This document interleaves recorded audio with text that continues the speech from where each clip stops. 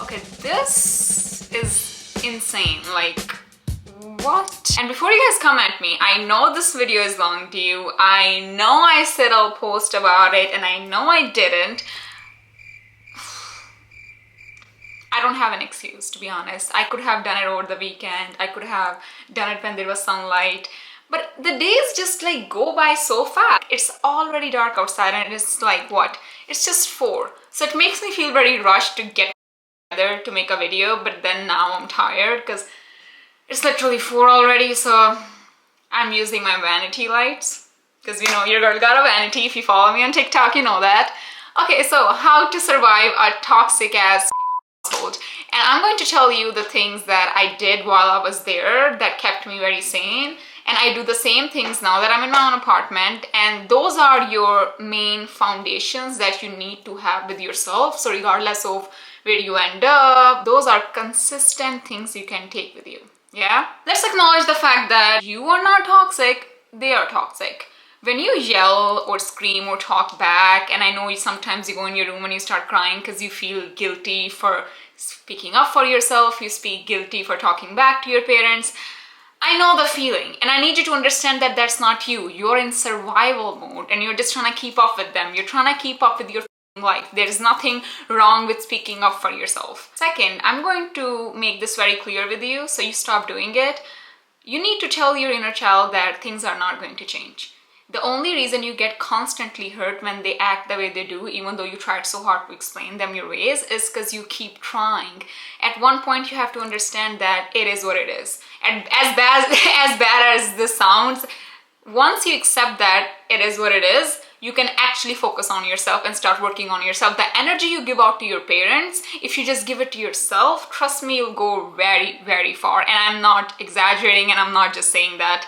I feel like the day I told myself that it is what it is, my life changed. I really fully just focused on my wants and my needs. And there was still a part of me that kept wanting to try. Every day I would wake up and hope that things might be different today, and they weren't. So they're not going to be. Tell your inner child to calm the f down. Things are not going to change just because you want them to change. Now we're going to take it from the top. Let's start from self-care. What does it mean to actually have self-care? And no, you don't need to buy expensive journals.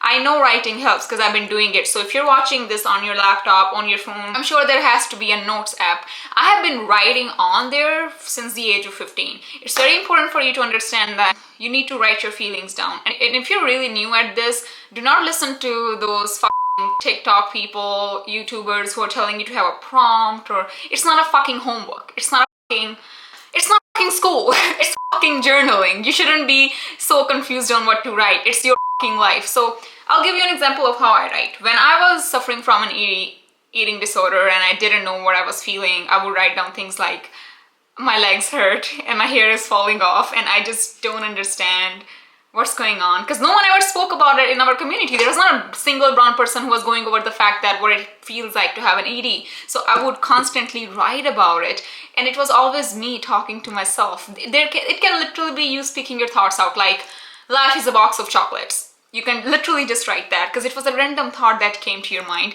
Write your thoughts down, write how you feel, talk to yourself, check up on yourself. For example, it can be a weekly thing, it can be an everyday thing. It does not have to be every morning thing. It doesn't have to be a fucking ritual where you wake up and you just have to journal. I know people do that and it works for them.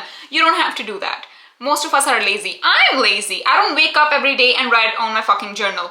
So you need to find a way to connect with yourself, and I feel like writing, I don't want to call it journaling. It sounds like work to me, and if it was work to me, I wouldn't have been doing it till now. You need to see it as something you do for just to check up on yourself. It's that easy. We are okay and we got this. So when you have breakdowns, you write to yourself. You let your feelings out. You yell, you scream, and it's through writing. You really let it all out. Because even when you call a friend or you try to tell them what you're going through, most times they're going through their own things and later you end up feeling like shit because you didn't want to, sometimes we feel like we are a burden on our friends even.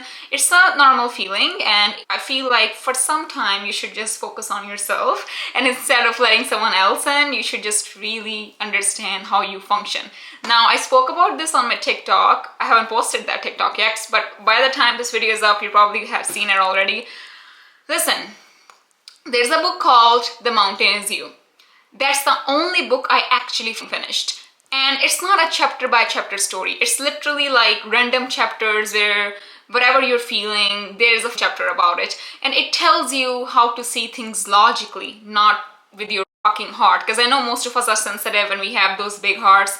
I get it. It happens. But sometimes, even me, I still have that book with me because I sometimes need a reminder that things are not as crazy as they seem, that I need to see things logically. That doesn't mean you shouldn't cry. You should cry your eyes out at least once a week. Because I feel like, you know, when you have an anxiety attack and you lose your shit, right? And you feel really good after crying, that's because you've been holding on to your feelings. So I want you to start writing. I want you to start crying over tiny things. And I don't want you to ignore anything. If you fought with your parents or your friend or anyone, I need you to sit down with yourself at night and be like, okay, that happened. Are we hurt? No, like, are we actually hurt? Because I know we acted like we are not hurt or we don't care, but we are really hurt and we're going to go over it.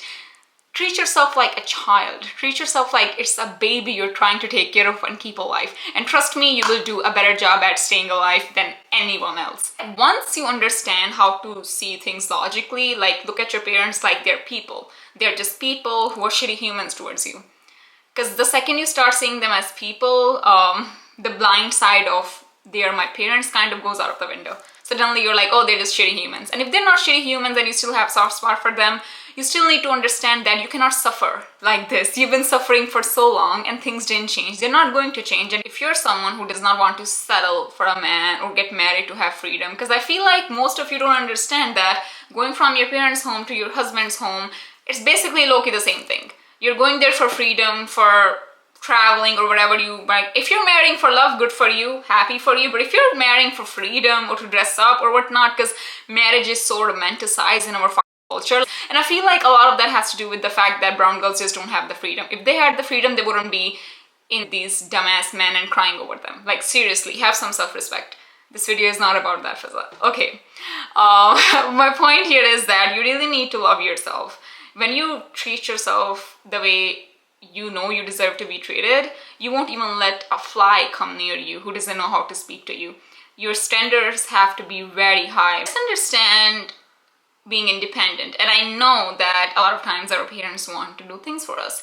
I need you to do your own laundry. I need you to cook for yourself. I need you to understand what you like to eat. Like, seriously, what do you like to eat? Cook for yourself, clean for yourself, do your own laundry. Mimic being independent while you're already there. So like, I need you to do everything for yourself. Like, I want you to pretend that you're living alone.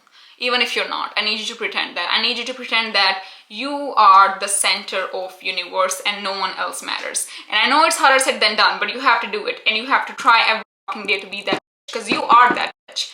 Also, are you allowed to say that on YouTube? I probably should have done some research. I don't care. Anyways, someone once gave me the advice that just ignore, and that boiled my blood because I live in that household and I know how it feels to be in that household. I can't just ignore. So I'm not gonna tell you to ignore. I feel like when you really know yourself, when you're really aware of who you are and how you function, especially after reading that book, because I'm telling you, it's going to change your life.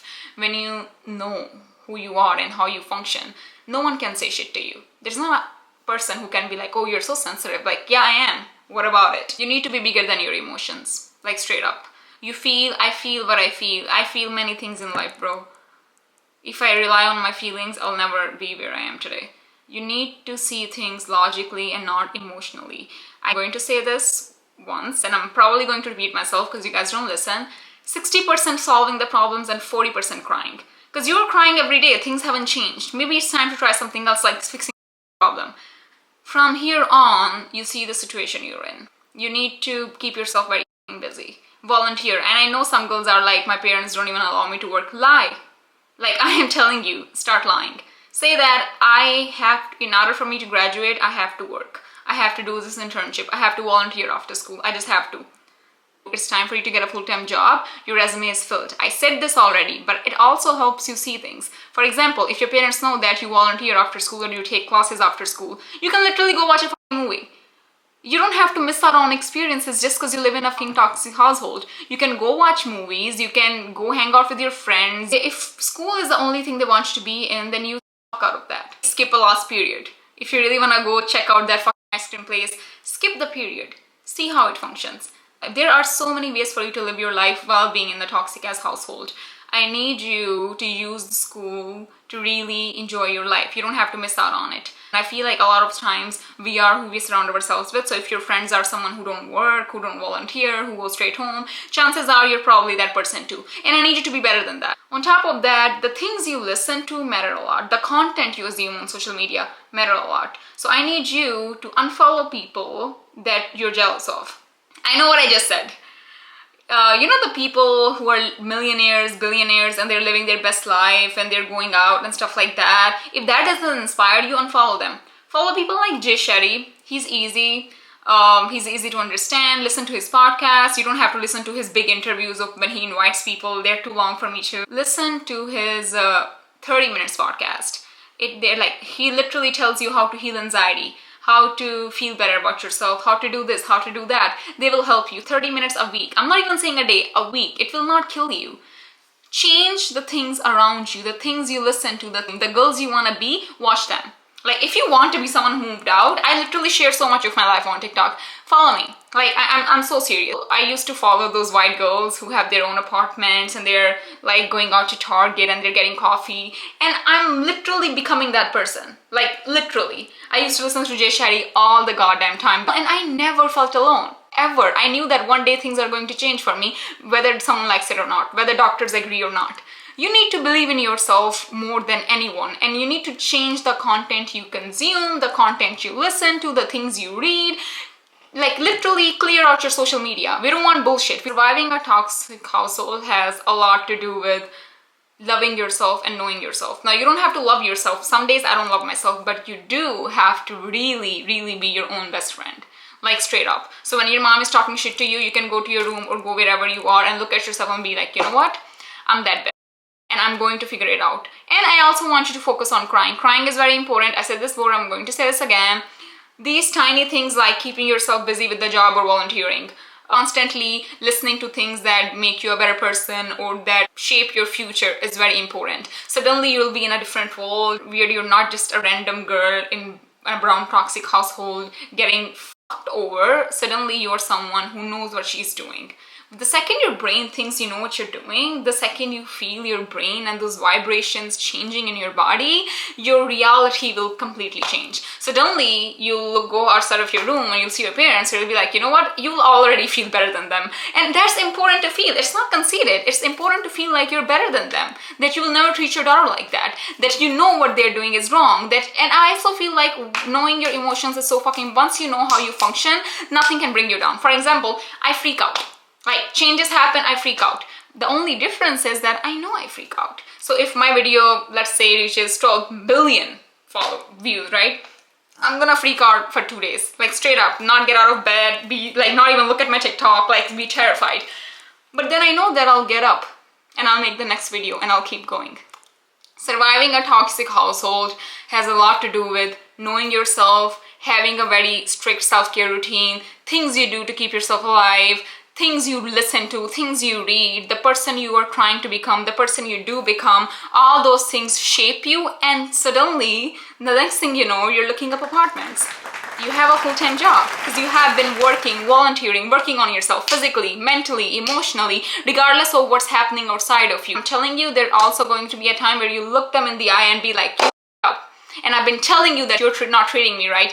Because as much as, and if I know a human nature clearly, once you start liking yourself more, once you start becoming a confident person, you can also speak up more. Once you know that you have all these job experiences and you can get a job and you can move out, that there's a life that's waiting for you, you'll start speaking up way more. You'll let them know that you're going to do this. And you'll be very terrified when you actually speak it out loud because you're afraid of their reaction. But guess what? Whether they take you seriously or not, whether they believe you or not, you know you're doing it. And it's going to hurt like shit. I was crying till the last night. I cried every day. You know how much weight I lost? You see these arms now? Yeah.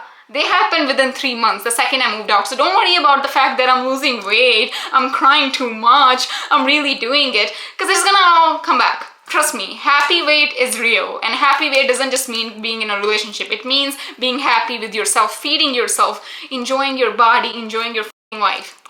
Follow these few tips I gave, and I know they are very few tips, but I'm giving you a general idea of how your life actually changes, which is basically means the habits you have in your life hold.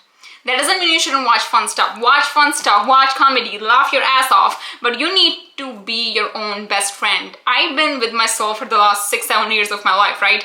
You haven't. I know you haven't. I feel like if I was healthy, if I wasn't going through so much mentally and physically, I wouldn't be who I am today. Pain does changes people. Pain makes you a stronger person, I'm not gonna lie. But you shouldn't have to go through pain to teach yourself better, to be a better person to yourself, to follow these few tips I gave you, and come back to me.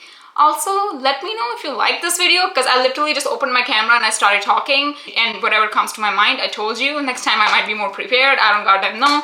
But seriously, let me know if you like this video. I can make details about journaling, I can go in details about how to actually love yourself. I can talk about being insecure in your body, self issues, all that stuff. Let me know, and I love you so much, and I'll see you probably on TikTok next, because editing is a long